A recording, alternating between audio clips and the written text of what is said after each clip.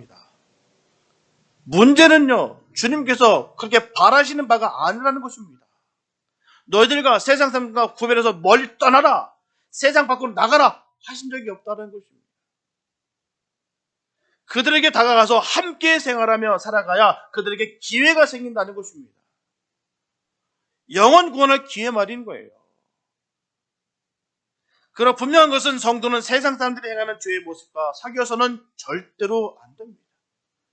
사도 바울이 음행하는 자를 사귀지 말라고 했을 때 성도는 그것이 성도가 음행을 행해서는 안 된다라고 교훈을 받아야 되는 것입니다. 그들을 단절시키고 끊어버려라. 저들은 나와 다르다. 이렇게 접근한 게 누굽니까? 바리새인들이 그렇게 접근한 거예요. 종교적인 관점으로 접근하게 되면 그렇게 되는 것입니다. 저 인간들은 쓸모없는 것들, 이렇게 결론 지는 것입니다. 그래서 함께 할 수가 없다는 것이에요. 우리는 그렇게 접근하는 것이 아닙니다. 그 영혼들을 살아가면서 나가는 거예요. 만약에 우리가 사역을만 위한 종교적인 잣대로 접근하게 되면 그건 사역이 아니에요. 사업입니다. 봉사도 마찬가지예요. 선교도 마찬가지인 거고요. 내가 그 영혼을 사랑하는 마음으로 접근하고 사랑하는 마음으로 내가 사역을 감당할 때 그것이 사역인 것이죠. 내가 이것들 봐라. 내가 이 정도까지 낮춰줘서 내가 해주는 것이야. 내가 사람의 종이냐? 그런 교만한 마음으로 내가 낮춰주는 게 좋냐? 재밌냐? 내가 본때를 보여주자. 이런 마음 갖고는 절대로 사역을 할 수가 없다는 것이죠. 그건 사역이 아니라 사업입니다. 사업. 성도는 오히려 세상 사람들을 선도하고 그들이 회개할 수 있도록 이끌어줘야 되는 것입니다. 예수님께서 성도는 세상의 빛이라고 하는 것을 꼭 기억하시기 바랍니다. 성도는 이웃을 사랑하고 그들을 위해서 기도해야 되는 거예요. 이기적인 사람은 결코 성도의 모습이 아닙니다. 정말 이기적인 사람은 어떤 사람인지 아십니까? 자기는 이기적이에요. 그러나 남은 이타적을 바라는 것. 이게 이기적인 것입니다. 근데 안타깝게도 이기적인 사람들이 늘상 구하는 것이 그거예요. 자기는 이기적이면서도 불구하고 다른 사람은 다 이타적을 바라는 것. 결코 예수님의 정신이 아닙니다. 이런 마음으로는 결코 주의 일을 감당할 수가 없다는 것이죠.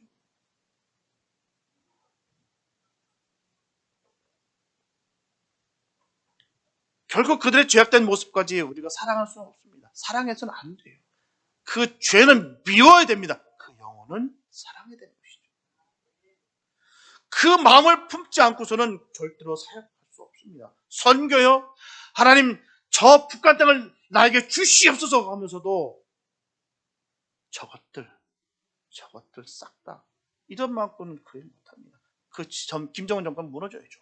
그 인간들은 미워야 되겠죠. 그러나 그 영혼들은 사랑해야 되는 것입니다. 저 중동 땅도 마찬가지예요. 그 악행을 행하는 것들은 미워하겠지만 그 영혼들은 사랑하는 것이죠. 우리가 십자군의 사명을 감당하는 것이 아니라 십자가의 사명을 감당하는 거예요. 죽이고 정복하는 것이 아니라 내가 죽어야 되는 거예요. 죽은 척을 하는 것이 힘든 거예요. 죽어야지 사는 거죠. 그래 감당할 수 있는 것이죠. 오늘 본문을 보면 사도 바울은 이처럼 죄인의 몸으로 갈 필요가 없었던 로마 신앙권자였어요. 그는 그리스도의 사신으로 가야 했기 때문에 고난의 여로를 마다하지 않고 따랐다는 것입니다. 이와 같이 모든 성도는 예수님이 주신 은혜를 생각하면서 주님이 허락하신 고난의 길을 가는 거예요. 골고다 길을 예수님께서 우리를 대신해서 가주셨듯이 우리는 이제 예수를 위해 가야 되는 것입니다.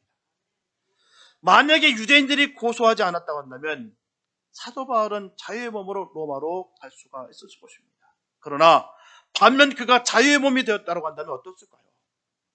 그처럼 안전하게 먼 여행을 할 수가 있었을까요? 예루살렘에 체포당한 사도 바울이 가이사랴로 이송될 때 군인 470명의 호위를 받게 해주셨어요. 그 470명의 군인의 호의를 받게 해주셨던 그 하나님께서 가이사랴에서 로마에까지 약 2240km에 이르는 그 긴 여정 내내 로마 황제의 직속 부대인 아구사스대의 백부장 율리와 그 휘하 부하들의 밀착 경호를 밤낮으로 받게 해주신 거예요. 이와 같이 하나님께서는 우리의 지각을 초월하신 지혜와 권능으로 우리의 성도들의 사명의 길을 인도하십니다. 눈앞에 있는 현상과 상황에 집중하는 것이 아니라 배후의 역사하시는 주님을 볼 수 있어야 될 줄 믿습니다. 세상 사람은 당장 보이는 것에 평가해요. 그것을 갖고선 조롱하거나 그걸 갖고선 칭찬합니다. 하지만 주님의 사람들은 주님이 기뻐하는 일을 감당하며 오는 어려움에 대해서 태어나야 되는 것입니다. 반드시 주님의 뜻이 있기 때문이에요. 주님과 함께하면 결코 무너지지 않습니다. 주님과 함께하는 거예요. 주님을 사모하는 그 마음으로 말입니다. 사도 바울이 예루살렘으로만 가지 않았다고 한다면 어땠을까요? 그와 같이 죄수의 몸으로 로마로 가지는 않았을 겁니다. 반면 예루살렘으로 가지 않고 몸을 사렸다고 한다면 어땠을까요? 아무도 모르는 이방 지역에서 유대인들에게 살아당했을 공산이 큽니다. 그러나 사도 바울은 사도의 사명 안에서 어찌하든지 로마로 가기를 평소에 간절히 소망했습니다. 그래서 그와 같은 소원을 허락하신 하나님 뜻이 철저히 순종했기 때문에 결국은 로마로 가게 된 것입니다. 그러므로 성도들이 맡은 바 사명 안에서 참된 삶의 열매를 얻으려면 우리 안에 소원을 두고 행하시는 하나님의 선하신 뜻에 전폭적인 결단과 순종을 해야만 하는 것입니다. 초가 그 몸을 살려야만 불을 밝힐 수 있는 것처럼 성도들도 자신을 희생하는 온전한 헌신이 없이는 이 세상에 빛을 비칠 수가 없습니다.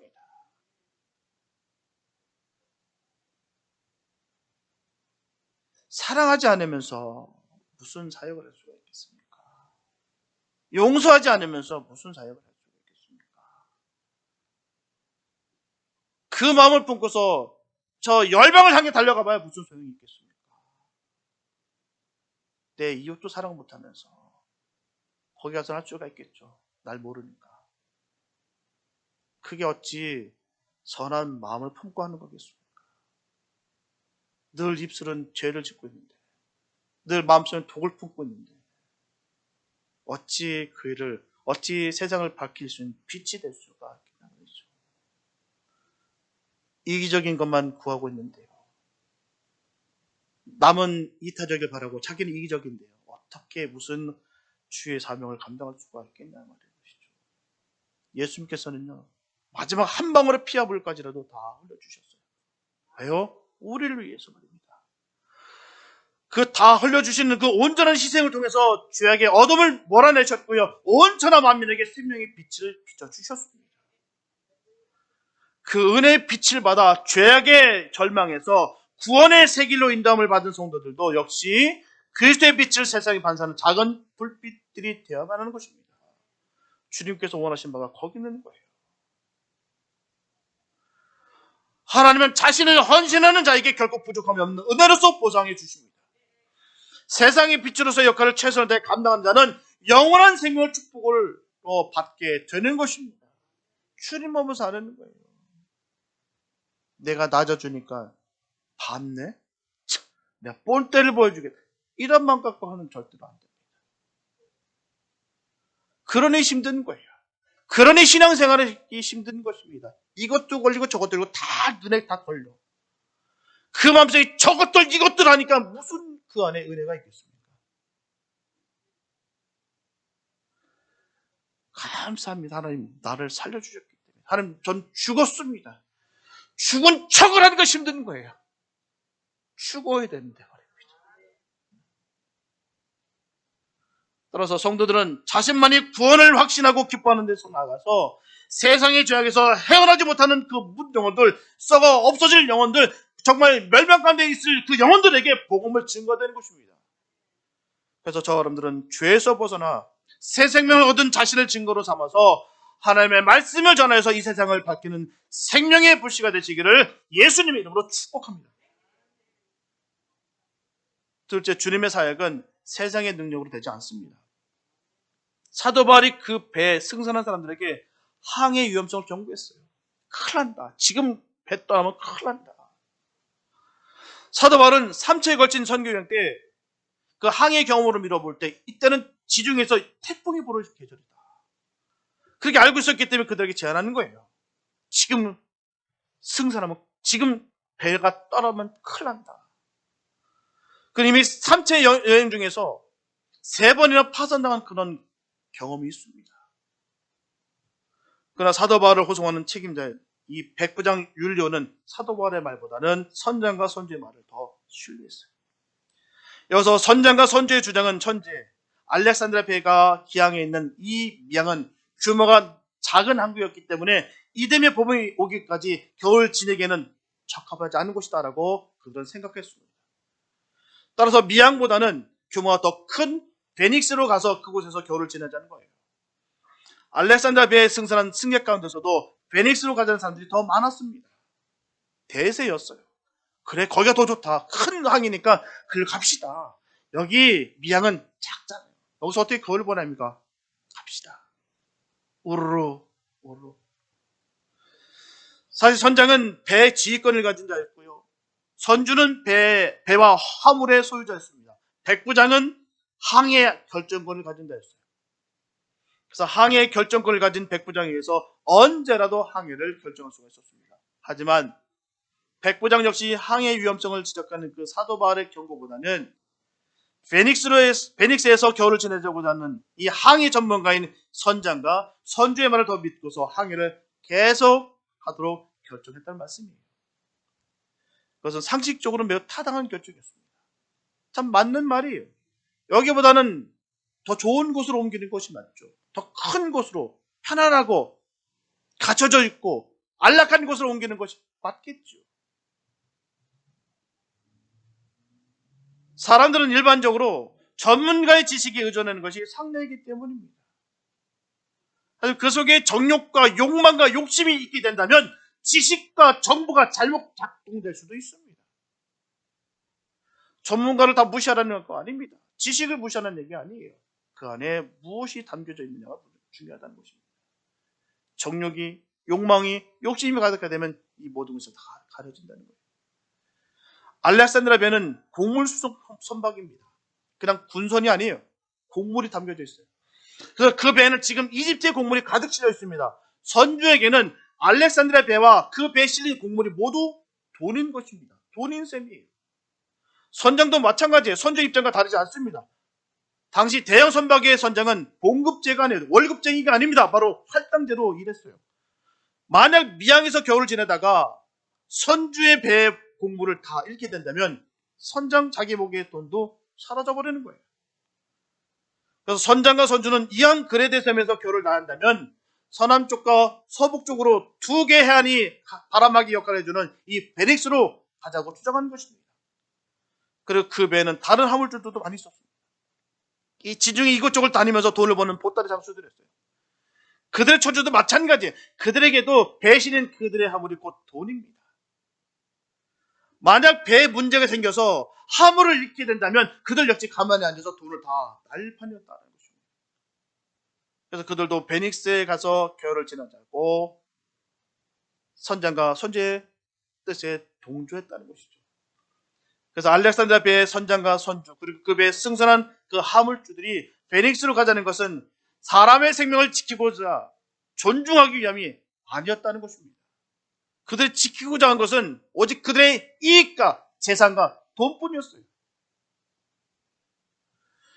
그런 사실을 너무나 잘 알았던 사도 바울은 그들에게 항해 위험성을 수차례 되풀이하고 경고했어요.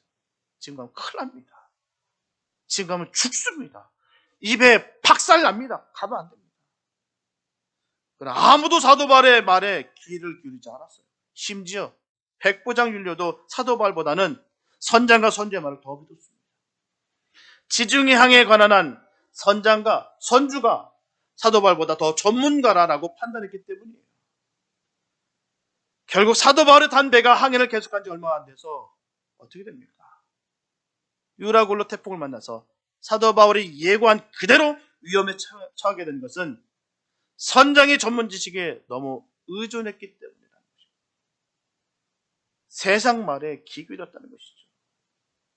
때마침 불어온 남풍에 속아서 그들은 얼마 후에 태풍을 예상하지 못했다는 것입니다.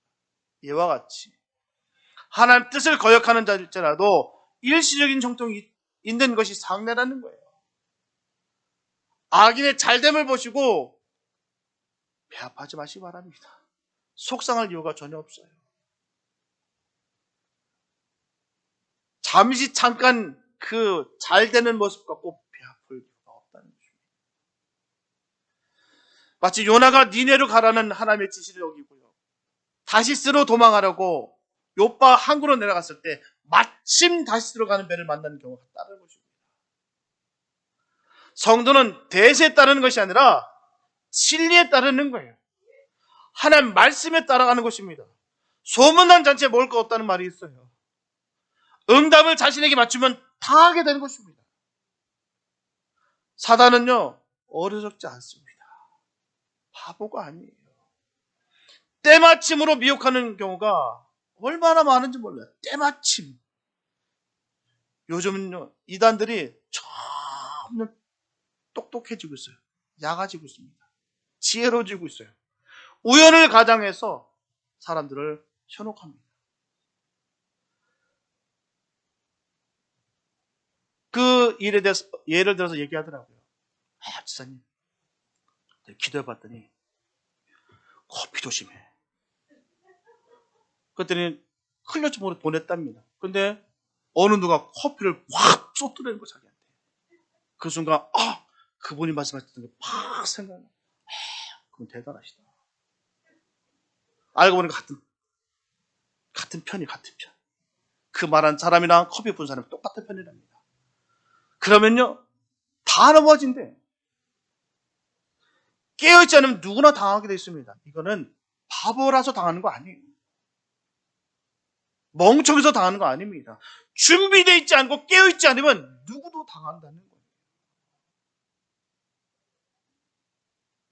사단은 언제나 치명적인 것을 유혹하죠. 그냥 어설프게 유혹하지 않습니다. 미끼는 언제나 치명적이에요. 그 미끼 안에 그 날카로운 그 바늘이 꼬여져 있는데 미끼에 모든 혼이 다 빠있게 보니 이 바늘이 안 보여요. 그러니 그 바늘에 팍 끼는 것입니다. 마음에 혹하는 거예요. 하나님의 영광이 나타나는가, 아니면 영혼 구원에 영향력이 있는가, 우리 집중해야 될 줄 믿습니다. 주님의 말씀을 보십시오. 간단합니다. 회개라, 천국이 가까운 이르라. 주님께서 주신 말씀은 간단하셨어요. 천국을 소망하라. 낮은 곳에 임하라. 섬겨라. 사랑해라. 거기 다 있습니다. 이상한 것에 우리에게 자꾸 현혹될 것이 아니라 이게 정말 하나님의 영광이 나타나는 것인가, 이게 정말 영혼군에 정말 영향력이 있는 것인가, 거기에 집중하는 것이죠. 사람의 기본과 감정에 따라서 움직이게 되면 반드시 걸리고 있어요. 자신의 정욕과 욕망과 욕심에 집중하면 반드시 당하게 되어 있습니다.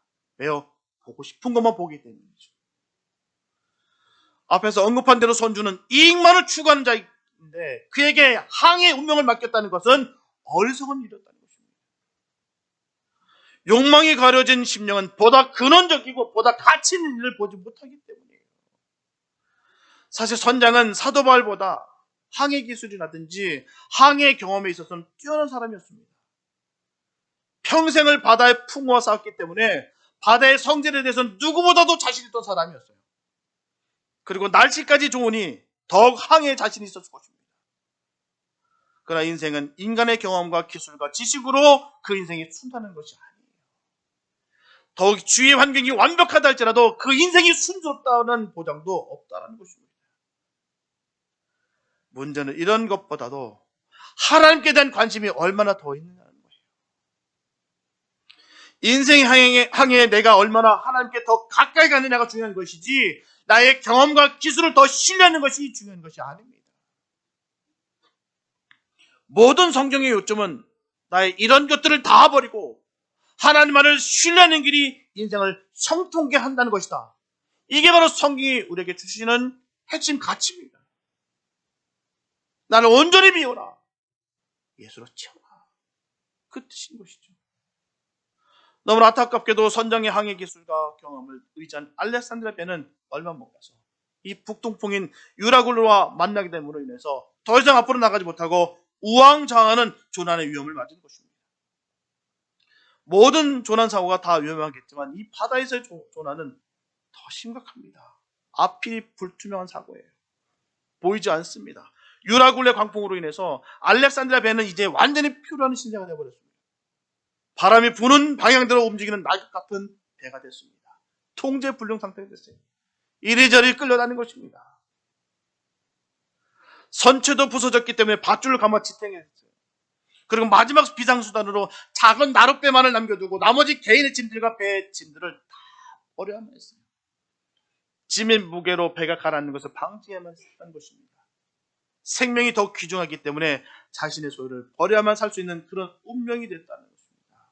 그렇습니다. 버릴 때 살 수 있는 거예요. 버릴 때 살 수 있는 거예요. 소유의 욕심을 버릴 때 존재의 크기를 발견할 수가 있습니다. 하나님을 만나는 가망성이 있는 거예요. 그러나 알렉산드리아 배의 운명은 이것 가지고도 아직 멀었습니다. 한 가지 더 남았어요. 소유품과 배의 짐들을 버렸지만 그것만으로 배가 가라앉는 것을 막지 못했습니다. 그래서 할 수 없이 이제는 배에 필요한 장비까지 버려하는 운명이 됐어요. 비상수단으로 남겨두었던 작은 나룻배도 이제 버려야만 했습니다. 자신들이 서 있어야 할 나무 조각만 제고는 다 버려야 됐어요. 분명하게 항해 때 배의 장비를 버린다는 것은 생명을 버린다는 뜻이에요. 지금 현실적으로 생명만 붙어있지 죽은 목숨이나 다를 바가 없다는 것입니다. 그러니까 이 길이 바로 사는 길이에요. 이것이 항복입니다. 자신의 경험과 기술과 지식을 의지하지 않겠다는 항복의 표시인 거예요. 그러나 바로 이럴 때 하나님의 구원이 임하게 되는 것입니다. 사람들은 할 수만 있으면 자신의 능력으로 하려 합니다. 자신의 이름이 높여지기를 간절히 원한다는 거예요. 하지만 온전히 주님께 맡길 때 주님이 역사하십니다. 두 손 들 때 주님이 일하실 때라는 거예요. 그래서 죽음과 같은 공경을 만나고 불가사한 허무와 절망 속에 침몰하여 어쩔 줄 몰라는 인생 항로를 바르게 목적까지 인도할 선장을 하나님께서 준비해 주셨습니다. 그분이 바로 예수입니다. 예수가 우리의 선장 되십니다. 참 위로 진료 생명신 메시아가 우리의 선장으로 오신 것이 주님을 구주로 섬기시길 바랍니다. 주님이 나의 전부가 되시고 나의 인생의 항로를 이끄시는 분이신 것을 늘 기억하시며 찬양하시기 바랍니다. 그분은 광풍을 꾸짖으셔서 잠잠케 하심으로 말미암아 인간의 불안한 항해를 안전케 하셨고요, 하늘의 길을 제시함으로 말미암아 인간의 텅 빈 공허와 절망을 치유하셨습니다. 따라서 주님을 믿고 의지하는 인생, 어떤 광풍과 파도에도 두려움이 없습니다. 하늘로부터 주시는 그 은혜 속에 무사히 목적지까지 항해를 마칠 수가 있다는 것입니다. 목적지를 향해 부단히 나아가는 배는 끝내 항구에 도착하듯이 하늘나라를 목적지로 삼고 어려운 세파를 헤치고 나가는 성도는 결국 영원한 하나님 품에 안기게 될 것입니다. 그러면 자기를 부인하고 자기를 비워야 주님으로 채울 수 있음을 깨달아서 온전히 주님으로 가득 채워갈 수 있는 믿음의 사람들이 될 수 있게 되시기를 예수님 이름으로 축복합니다. 셋째, 주님께서 주시는 위로가 필요한 인생들입니다. 누구나 순탄한 인생 살고 싶어요. 안 그렇습니까? 다 순탄하고 싶죠. 대박이 나고 싶죠. 되는 거 하는 것만 다 되고 싶죠. 하지만 안타깝게도 우리 인생길이 늘 순탄할 수만은 없다는 거예요. 사도 바울을 싣고 가던 알렉산드리아 배를 덮쳐온 이 폭풍은 배에 타고 있던 사람들을 혼비백산하게 만들었어요. 가진 수단과 방법을 다 동원해 보았지만 별 도리를 찾지 못했습니다. 결국 포기 상태에 빠진 선장의 사람들, 이젠 구원의 여망이 전혀 보이지 않아요. 이는 우리 인생이 얼마나 연약한 존재인지를 단적으로 잘 증명해 주고 있는 것입니다. 그래서 시편 146편 3절에서 시편 기자는 원칙적으로 방백들을 의지하지 말며 도울심이 없는 인생도 의지하지 말지니라. 하나님께서는 죽은 자를 살리시며 능치 못함이 없으십니다. 그러면 우리가 정말로 위로를 받기를 바라고 실제적으로 도움받기를 원한다면 바로 하나님께 위로받아야 될 줄 믿습니다. 특히 하나님 우리를 지으셨기 때문에 우리 문제를 우리보다도 더 잘 아시는 분이세요. 그러면 우리는 하나님을 의지하고 우리의 모든 문제를 주님께 의뢰해야 될 줄 믿습니다.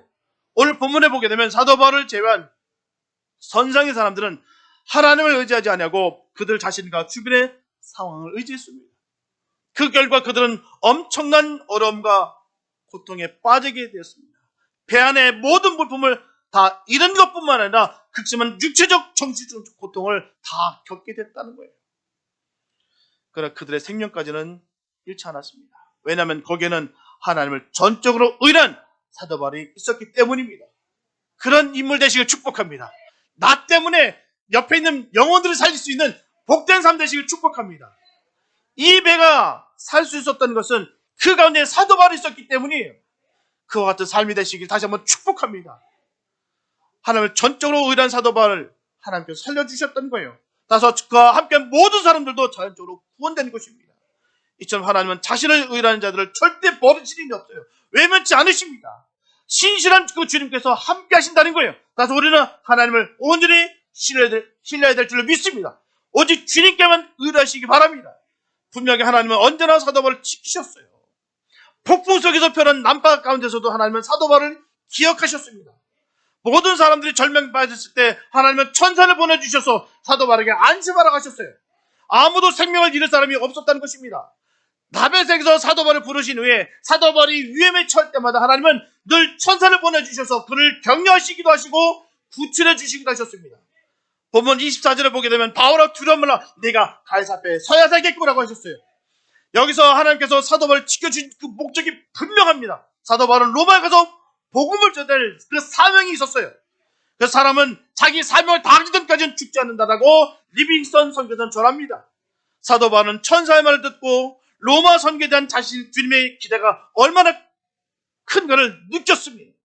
이 위대한 주님의 계획을 성취하기 위해서 그들은 태풍 속에서 보호받았다는 거예요. 완전히 쓸어버릴 그런 상황 속에서, 완전히 사라져버릴 그런 위기 속에서 주님은 그를 살려주셨다는 것입니다. 본문 24절과 25절을 보면 또 하나님께서 너와 함께 행선하는 자를 다 내게 주셨다 했으니 그러므로 여러분이여 안심하라.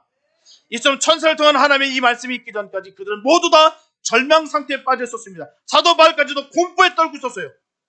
그들은 난파 속에서 그들이 할 수 있는 모든 방법을 다 동원했어도 구원의 여망이 없어졌기 때문에 남아있는 것은 절망과 공포뿐이었습니다. 이런 그들에게 두려워 말라, 생명이 보존되리라, 안심하라고 하는 하나님의 말씀이 주어졌다는 것입니다. 그래서 제일 먼저 사도 바울이 평안을 얻고요, 그 다음에 사도 바울로부터 하나님의 말씀을 전해들은 모든 사람들이 평안을 얻었다는 것입니다. 이처럼 인간의 궁극적인 평안은 만물을 지배하시는 전지전능하신 하나님으로부터 오는 것입니다. 하나님은 모든 존재를 지배하시는 주권을 가지고 계십니다. 모든 생명에 필요한 것을 공급해 주시는 절대적 권력을 가지고 계신 분이세요. 본문 25절 중반부에 보게 되면 나는 내게 말씀은 지친 그대로 되리라 하고 하나님을 믿노라 말씀하고 있습니다. 하나님의 권능을 믿는 사도들의 확신이 그대로 나타났어요. 그는 말씀으로 세상을 창조하신, 그리고 온 우주를 지배하고 계시는 하나님을 전지전능하신 분으로 확신하고 있었습니다. 말씀하신 그대로 되리라.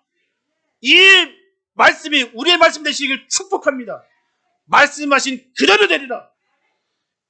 그러면 저 사람들이 반드시 잊지 말아야 되는 것은 하나님은 모든 존재의 주권자시라는 것, 생명의 보존은 궁극적으로 하나님의 손에 달렸다는 것, 성도는 그 삶을 다하기 전까지는 결코 죽지 않는다는 것 기억하시기 바랍니다. 이런 하나님 앞에 우리는 다만 아멘만 있을 뿐이에요. 이 사실 꼭 기억하시는 저와 여러분 되시길 예수 이름으로 축복합니다. 사랑하는 성도 여러분, 참신앙은 위기 순간에 자기의 생각이 아닌 바로 하나님 뜻에 기울이는 것이에요. 백부장과 같이 사도 바울의 의견을 무시하고 사도 바울과 함께 하시는 하나님을 경험하지 못해서 자기의 욕심과 편의 중심을 사는 것이 아니라 오직 복음 증거라고 한 가지 삶을 붙잡고 끝까지 지켜나가는 이 사도 바울의 삶이 저와 여러분들의 삶이 되시길 축복합니다. 어려움에 빠질 때에도 의지할 것은 하나님 말씀밖에 없어요. 믿음으로 인생의 유라굴라를 헤쳐나가는 저와 여러분 되시길 축복합니다. 이제 우리들이 해야 될 것은 모든 것을 하나님께 다 내가 맡기는 거예요. 기도하면서 믿음으로 순종하는 것뿐입니다. 사랑 많으신 하나님께서 모든 문제들을 다 해결할 뿐만 아니라 더 풍성케 해주실 것을 믿으시기 바랍니다. 저 여러분들이 위기를 만나고 인생 폭풍을 만나고 온갖 종류의 풍랑을 만나도 살아계신 하나님이 저 여러분들 곁에 서서 안심하라, 반드시 말씀대로 되리라, 안심하라, 내가 너와 함께 하리라, 안심하라, 내가 너를 도와주라 하실 것입니다. 그 살아계신 하나님 영원히 저들과 함께 하시기를 예수님의 이름으로 축원합니다. 기도합니다. 사랑해 주님 감사합니다. 안심하라. 반드시 말씀드리리라. 안심하라. 내가 너와 함께하리라. 안심하라. 내가 너를 도와주리라. 저는 이 말씀을 믿습니다. 우리는 이 말씀을 믿습니다. 하나님, 주님의 은혜로 말미암아 우리는 안심합니다. 하나님 아버지, 그 풍랑이, 이 유라굴라 같은 인생의 풍랑이 우리를 덮친다 할지라도 하나님 잠잠할 때 그 풍랑은 잠잠할 줄 믿습니다. 주님께서 인도하여 주시옵소서. 이 거친, 이 험한 이 시간들을 주님께서 온전히 이기게 하여 주셔서 주의 영광을 높이는 복된 삶 되게 하여 주시옵소서. 주의 자녀들 주님께서 끝까지 책임져 주시고 망하지 아니한다라고 주님께서 약속해 주시니 우리 그 말씀을 믿습니다.